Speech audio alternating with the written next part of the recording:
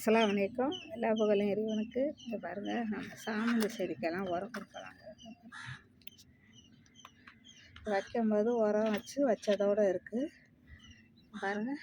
இது வந்து இதுலேருந்து வந்த கிளைய எடுத்து ஒரு சின்ன பாட்டில் இது மாதிரி வச்சுருந்தேன்.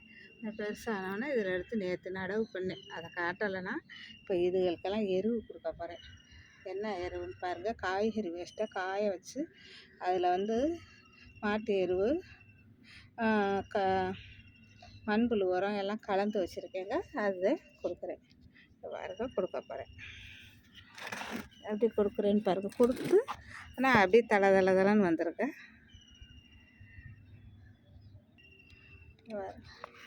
இது வந்து மண்புழு உரம். இதில் காய்கறி வேஸ்ட்டு,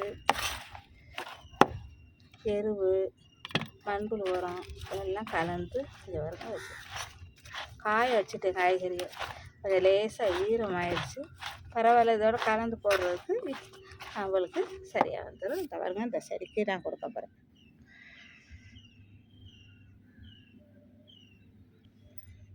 இந்த செடியை இந்த மாதிரி நம்ம அணை கட்டின மாதிரி வச்சுக்கிறோம்.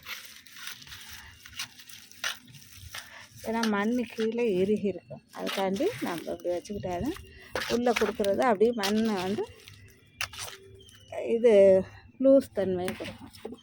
இங்கே வரேன், இது கொடுத்தா ஒரு மாதத்துக்கு எந்த உரம் வேணும். தண்ணி கொடுத்தா மட்டும் ஒரு 3 ஸ்பூனு போட்டு விட்டு இங்கே பாருங்கள்.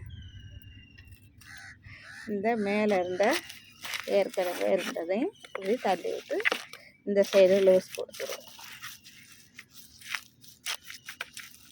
நம்ம அப்படி கொடுத்து சாமந்தி பூக்கு தண்ணி அதிகம் செல்லக்கூடாது.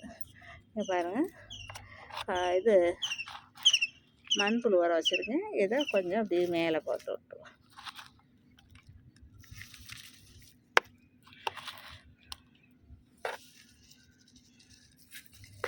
எடுத்துட்டு இதை காஞ்சதெல்லாம் நம்ம கட் பண்ணி எடுத்துக்கிறோம். ஏன்னா காஞ்சது இருந்தால் இருக்க செடி காயும். அதை நம்ம இதெல்லாம் எடுத்துக்கிறோம்.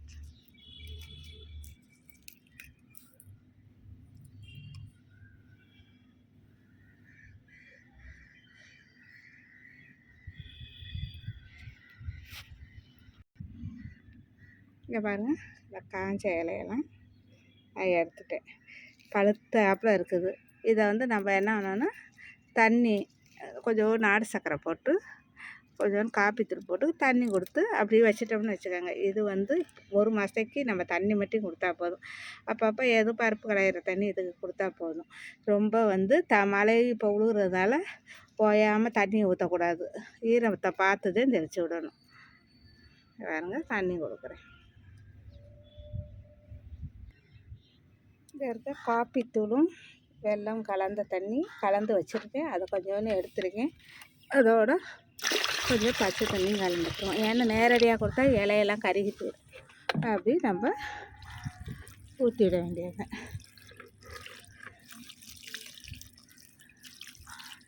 தூத்த உழுகிறதுனால இந்த தண்ணியே நம்மளுக்கு போதும். இந்த மாதிரி நம்ம உரம் கொடுத்தாவே நம்ம செடிங்கெல்லாம் இப்போ இனிமேல் வெயில் ரொம்ப இல்லை.